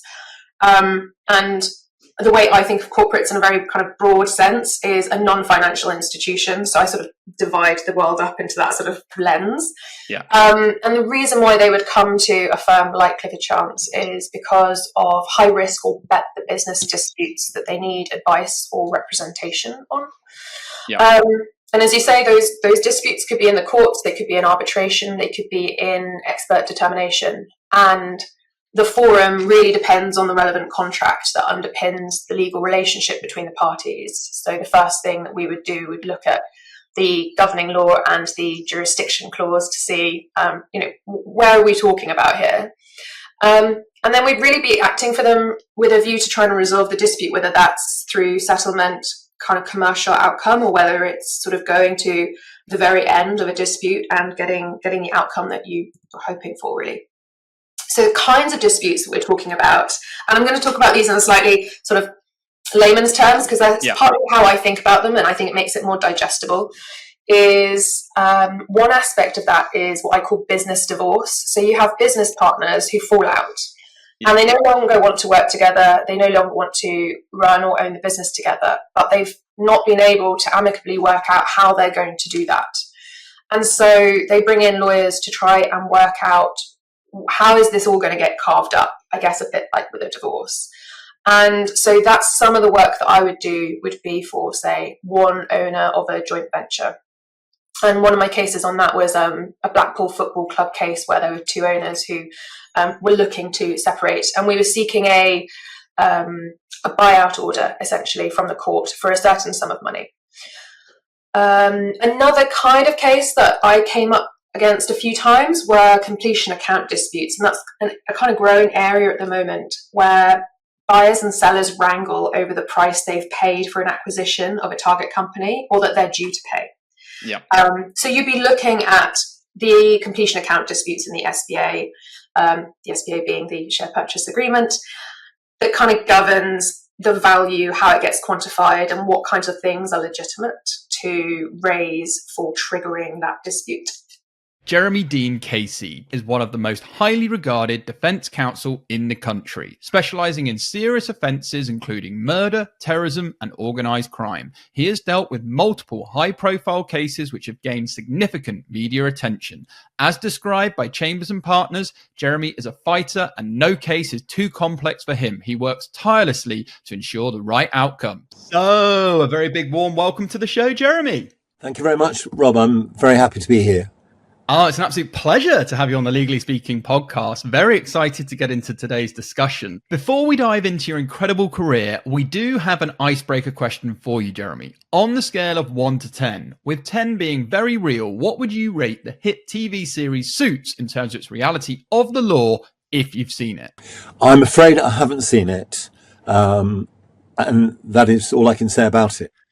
And with that, you can give it a 0 and we can move swiftly on to talking all about you. So to begin with, Jeremy, would you mind telling our listeners a bit about your background and career journey? Rob, I've been at the criminal bar now since 1983. I was called to the bar in 1982, so a very, very, very long time ago, although it genuinely feels like yesterday.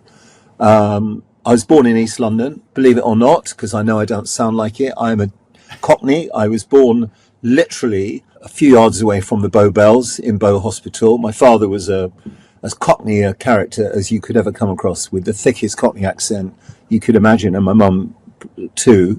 And I grew up in East London, went to a state school, went to Queen Mary College in the East End, although I didn't actually live at home, perversely. Don't ask me why I did that, but that's what happened. Couldn't really prize myself away from my beloved East End. And went to the bar. I was called in 1982, as I've said, and I've been on my journey, incredibly now, for 4 and a bit decades. And that's a very bare outline of my career path. And it's been such a successful career path. And, we're really honoured to have you on the show. And so getting into a bit more detail then, from sort of the Old Bailey to the BBC, how do you actually balance the demands of being this top tier criminal KC, I might add, within your role, as well as a legal educator, if I can get my words out, and media commentator, because it's a lot of work. Thanks for those comments, Rob. I don't really see myself that way, actually. I see myself still as a little kid, from sort of sitting on the stairs trying to find out how West Ham were doing in the days when there was no TV football. So it's been an incredible journey. And, it's in situations like this, really, is the only time I reflect upon it. Otherwise, you just get on with your daily life. I mean, it has been action-packed and it remains action-packed, and that's the way I want it to be. And I think the answer is a lot to do with good fortune, in the sense that, I've got a wife who's incredibly free-spirited. So, I've got a lot of independence, and she's very encouraging. I thrive on pressure. It's a bit of a love-hate relationship, but, with all the things that are going on, they just keep me exhilarated and they keep my sense of, ambition and momentum. So I kind of just balance them out, really. And I think, for me, excitement and challenge are the food of life. So that's how I've kept it going. And, at the moment, it's still at the same level as it's ever been. I'm sure there'll come a time in the not too distant future when I'll have to calm it down a bit, but that point hasn't come yet. And I don't want it to come yet for you, just yet, selfishly for us here on the show. And you're right, the famous quote, pressure is a privilege. And, I remember a mentor said to me very early on, new level, new devil. As you keep going up or keep getting involved, there's going to be new things, new challenges, new things you need to overcome. And it's part of your growth, isn't it? I think it is. Yeah, I think it is. Yeah. And you've defended in some of the most high-profile UK criminal trials. So what's been the most challenging case, if you can share, and what did it teach you most about justice? I mean, I think every case is challenging because if you take it seriously, which most criminal defence barristers do, then what happens is that when you're in a trial, it takes over your life. It really does, and it becomes the focal point of your life for that period of time, especially, obviously, when you're doing very serious cases. But I do think that the most challenging situation professionally was the Talisa case, the Talisa, who was an X Factor judge and lead singer in N-Dubs, who was subject to the Sun on Sunday sting at the hands of the Sun on Sunday and Mazza Mahmood, the fake sheikh, because that case was very serious. She was at risk of going to prison for a significant period of time. She was set up by the Sun on Sunday and by Mazza Mahmood. The evidence against her was difficult to counteract, but morally and in terms of justice, it would have been a real travesty if she'd been convicted. And there was just incredible pressure on me in that case because her whole professional life, her reputation, her personal life were at stake. And so that case stands out to me as being one which was exceptionally stressful and challenging. And that leads nicely onto a question I was going to ask, linked to your mindset, values, and resilience. And before I do that, I do remember that case. And our listeners will know the Legally Speaking podcast also has our own event with the Hive Risk, the Great Big Legal Offsite. And we actually had the MC, Peter Dixon, of the voice of the X Factor and Britain's Got Talent. It was a fantastic event. So I'd encourage our listeners to go and check out that on the Legally Speaking podcast website to learn more about that event. But in terms of yourself, Jeremy, you've mentioned that case. You're a fearless advocate, obviously known for, unwavering, if I can say, moral conviction. How do you actually stay grounded while defending clients in a very emotional and perhaps very ethically charged case? That's a very good question. I think what you do is you just commit yourself totally to the case, and you know that you are the person that is standing between the state and the individual. That is a very, very important role. I never lose sight of the significance of that role. And you just fight the case as hard as you can. And in a way, there isn't any room for emotion or sympathy or anger or frustration. You're so all consumed with the challenge that you face, that you just get on with it. And I'm very proud to be a criminal defence barrister. When I'm doing my cases, even now after, so long, I know this is going to sound a bit cringy, but it's genuinely how I feel.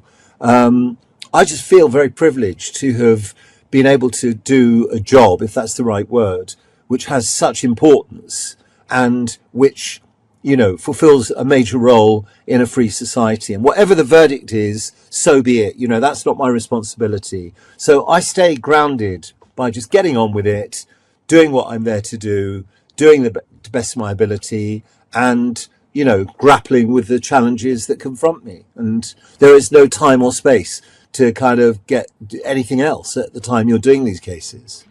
Yeah, and you're exceptionally passionate and dedicated to what you do, hence the amount of accolades and market recognition you've had. Steaming from that then, I'm just thinking about misconceptions maybe the public has still about criminal defense work, and how do you hope maybe your media work and extra things that you've done is changing that and maybe changing some of those misconceptions? Okay, well, I think, again, Rob, that's a very, very good and an important issue you've raised, and one that's very precious to me, because I regard the role of criminal defence lawyers in this country. I can't speak much about, other countries, but I regard the work of defence lawyers in this country as so valuable. And honestly, if the public knew how hard we worked and the way we worked and the ethical standards we adhere to and the commitment we show and the role we play in society, I think they would take a very, very different view. And also, especially for the lower echelons of the profession, the fees are not, particularly good at all. And yet people get on and do such a fantastic job. So what my media opportunities have done is I hope, enabled me to get that message across, because there is nothing for criminal defense lawyers in this country to be maligned about. We do, I'm very fortunate. I'm at the top of the profession. So, I have time and space between my cases. I know what my diary is in the future. But the foot soldiers, they run around all over the country day in, day out. They very often don't know what case they're going to be doing tomorrow, whether they go from Bristol to Manchester to Exeter. They get their brief sometimes at 6 p.m. at night because somebody else can't do the case. So they do an incredible job. And, someone like me today, and I'm grateful to you for giving the opportunity, and in terms of my media opportunities generally, facilitate the message going out. Please, recognize the fantastic work that we do. So I'm really happy that I have that opportunity. And I do value the opportunity to send out the message that it is possible to follow your dream, because I have done it in circumstances where, it was against the odds. So it's great to be able to tell people, do it, because it can happen. And so I'm really grateful to you for giving me that opportunity. We're honoured to have you, and feel the fear and do it anyway, right? It's been an absolute joy hosting you. Genuinely, Jeremy, really enjoyed it. On the Legally Speaking podcast, sponsored by Clio, wishing you lots of continued success. Sounds bizarre saying that, given everything you've already achieved, but no doubt you'll continue to do more. For now, from all of us, over and out. Thank you for listening to this week's episode. If you like the content here, why not check out our world-leading content and collaboration hub, the Legally Speaking Club, over on Discord. Go to our website, www.legallyspeakingpodcast.com. There's a link to join our community there. Over and out.